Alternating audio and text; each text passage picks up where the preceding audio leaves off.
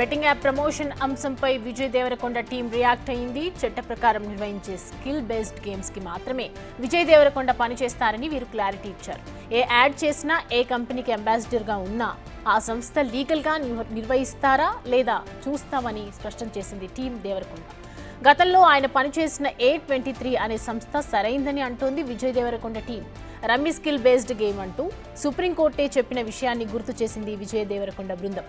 విజయ్ దేవరకొండ విషయంలో పలు మాధ్యమాల్లో తప్పుడు కథనాలు ప్రసారం అవుతున్నాయని, ఇల్లీగల్గా విజయ్ ఏ సంస్థకు ప్రచారం చేయలేదని వీరు తమ ప్రకటన ద్వారా తెలియజేశారు.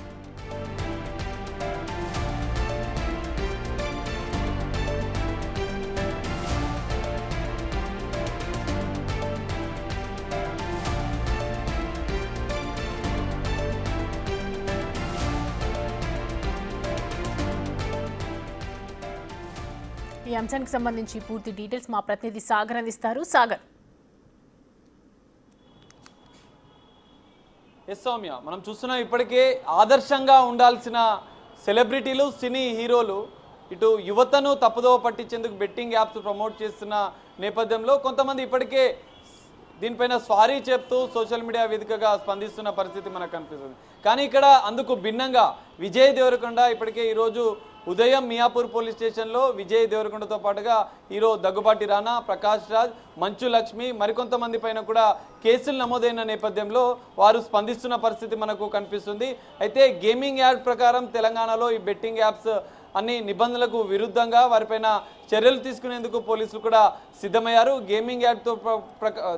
గేమింగ్ యాక్ట్తో పాటు సోషల్ మీడియాలో తప్పుడు ప్రచారం చేస్తున్నటువంటి నేపథ్యంలో ఐటీ యాక్ట్ ప్రకారం కూడా పోలీసులు కేసు నమోదు చేస్తున్న పరిస్థితి కనిపిస్తుంది. అయితే యువతను తప్పుదోవ పట్టించే విధంగా బెట్టింగ్ యాప్స్ వల్ల ఇప్పటికే వందలాది మంది యువత తమ జీవితాలను కోల్పోతున్న నేపథ్యంలో ఈ బెట్టింగ్ యాప్స్ పైన సంచలనంగా పోలీసులు కేసు నమోదు చేస్తున్న పరిస్థితి, అనేక పోలీస్ స్టేషన్లలో ఇప్పటికే కేసులు నమోదవుతున్న పరిస్థితి మనకు కనిపిస్తుంది. కానీ విజయ్ దేవరకొండ మాత్రం దాన్ని సమర్థించుకునే విధంగా ఒక ప్రకటన తన పిఆర్ టీం విడుదల చేసిన పరిస్థితి మనకు కనిపిస్తుంది. చట్ట ప్రకారం నిర్వహిస్తున్న గేమింగ్ యాప్స్కు మాత్రమే తాను ప్రమోటర్గా ఉన్నాం, లీగల్గా ఉన్న ప్రాంతాల్లో మాత్రమే తాను ప్రచారకర్తగా వ్యవహరించాను, A23 అనే రమ్మీ గేమ్కి సంబంధించిన యాప్కి మాత్రమే తాను గత సంవత్సరం ప్రమోట్ చేశానని చెప్పి ఒక క్లారిటీ ఇచ్చే ప్రయత్నం చేశారు. కానీ ఖచ్చితంగా కొద్దిసేపటి క్రితమే మనకు దీనిపైన పోలీస్ శాఖ కూడా ఒక క్లారిటీ ఇచ్చే ప్రయత్నం చేస్తుంది. గేమింగ్ యాప్ ప్రకారం బెట్టింగ్ యాప్స్ సంబంధించిన విషయంలో తెలంగాణలో నిబంధనలకు విరుద్ధంగా జరిగితే వారిపైన చర్యలు తీసుకుంటాం. బెట్టింగ్ యాప్స్ ఇప్పటికే దాదాపు 150కి పైగా బెట్టింగ్ యాప్స్ తెలంగాణలో అంటే ప్రమోట్ చేస్తున్న నేపథ్యంలో వారిపైన చర్యలకు సిద్ధమైనట్లుగా కూడా తెలుస్తుంది. అందులో భాగంగానే ఇప్పటికే పంజాగుట్ట పోలీస్ స్టేషన్లో 11 మంది పైన కేసులు నమోదు చేయడం, 25 మంది పైన మియాపూర్ పోలీసులు కేసులు నమోదు చేసిన పరిస్థితి కనిపిస్తుంది.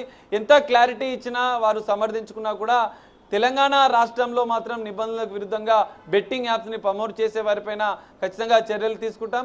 ఆదర్శంగా ఉండాల్సిన సెలబ్రిటీలే యువతను తప్పుదోవ పట్టించే విధంగా ఈ బెట్టింగ్ యాప్స్ను ప్రమోట్ చేస్తున్న వారిపైన కూడా సోషల్ మీడియాలో కూడా ఇప్పటికే నెటిజన్లు కూడా వ్యతిరేకిస్తున్న పరిస్థితి మనకు కనిపిస్తుంది.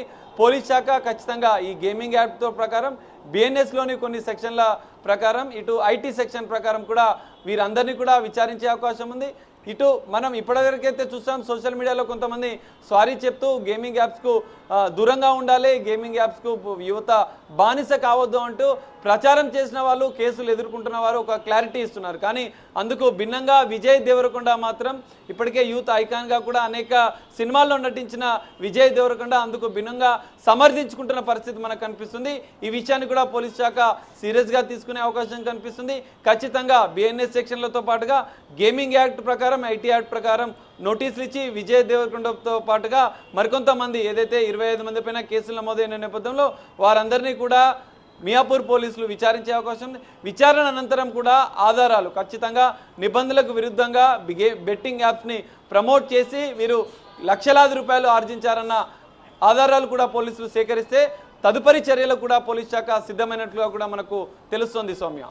సో సాగర్, ఇప్పుడు చూస్తున్నాము విజయ్ దేవరకొండ టీం ఇచ్చినటువంటి ఆన్సర్స్ అన్నీ చూస్తున్నాము. సో 25 మందిలో ఇంతమందికి కొంతమంది వాళ్ళ తరపు నుంచి సారీస్ తెలియజేస్తున్నారు, క్షమాపణ అడుగుతూ ఉన్నారు, ఇంకోసారి రిపీట్ అవ్వదని చెప్తూ ఉన్నారు. సో ఈ నేపథ్యంలో పోలీసులు ఎలాంటి చర్యలు తీసుకునే అవకాశాలు ఉన్నాయి బెట్టింగ్ యాప్స్కి సంబంధించి? సౌమ్య, ఖచ్చితంగా ఇప్పటికే పోలీస్ శాఖ దీనిపైన ఒక క్లారిటీ ఇచ్చింది. ఇప్పుడు ఏదైతే గేమింగ్ సంబంధించి కావచ్చు, బెట్టింగ్కి సంబంధించిన యాప్లను ప్రమోట్ చేసి యువత జీవితాలతో మీరు చెలగాటం ఆడుకున్న నేపథ్యంలో ఇప్పుడు, ఎందుకంటే గతంలో మీరు లక్షల రూపాయలకు డబ్బుకు ఆశపడి బెట్టింగ్ యాప్స్ని ప్రమోట్ చేసినటువంటి వారు ఇప్పుడు కేసులు నమోదైన తర్వాత సారీ చెప్తే ఉపేక్షించేది లేదు. ఖచ్చితంగా చట్ట ప్రకారం బెట్టింగ్ యాప్స్ను మీరు ప్రమోట్ చేశారన్న ఆధారాలు ఉంటే ఖచ్చితంగా చర్యలు తీసుకుంటామని చెప్తున్నారు. అయితే ఈ బెట్టింగ్ యాప్స్ కేసులో కీలకంగా వీరు ఎన్ని కంపెనీలకు బెట్టింగ్ యాప్స్కి వీడియోల ద్వారా ప్రమోట్ చేశారు, ఏ సోషల్ మీడియా వేదిక ద్వారా ప్రమోట్ చేశారు, దీంతో పాటుగా ఆర్థికపరమైన లావాదేవీలు, బెట్టింగ్ యాప్స్కి సంబంధించిన కంపెనీల ద్వారా ఆర్థికంగా ఎంత లాభం చేకూరింది అన్న అంశాలను కూడా ఈ కేసులో కీలకంగా మారనున్నాయి. వీడియో ఆధారాలతో పాటుగా బెట్టింగ్ యాప్ ప్రమోషన్కి సంబంధించిన సెలబ్రిటీలు, హీరోలే కావచ్చు, యూట్యూబర్లే కావచ్చు, సోషల్ మీడియా ఇన్ఫ్లుయెన్సర్ కావచ్చు, ఎవరైనా కూడా చట్టం ఖచ్చితంగా అందరికీ సమానంగా పనిచేస్తుంది. హీరోలు, సెలబ్రిటీలు ఎవరైనా కూడా నిబంధనలకు విరుద్ధంగా బెట్టింగ్ యాప్స్ని ప్రమోట్ చేస్తే వారు క్లారిటీ ఇచ్చినా, సారీ చెప్పినా కూడా చట్టం ఆధారాల ప్రకారం పనిచేస్తుంది. మీరు ఖచ్చితంగా డబ్బు తీసుకున్నట్టు ఆధారాలు, బెట్టింగ్ యాప్స్ని ప్రమోట్ చేసుకున్న ఆధారాలు ఉంటే ఖచ్చితంగా చర్యలు తీసుకుంటామని చెప్పి పోలీస్ శాఖ చెప్పిన నేపథ్యంలో విచారణ అనంతరం వీరి యొక్క ఆధారాలు, బెట్టింగ్ యాప్ ప్రమోట్ చేసిన ఆధారాలు, డబ్బు తీసుకున్నటువంటి ఆర్థికపరమైన లావాదేవీలకు సంబంధించిన బ్యాంక్ స్టేట్మెంట్ ఆధారాలు సేకరించిన అనంతరం ఖచ్చితంగా అరెస్టులు కూడా చేసే అవకాశం ఉన్నట్లుగా కూడా పోలీస్ శాఖ ద్వారా మనకు తెలుస్తోంది. Soumya, right, thanks for the update Sagar.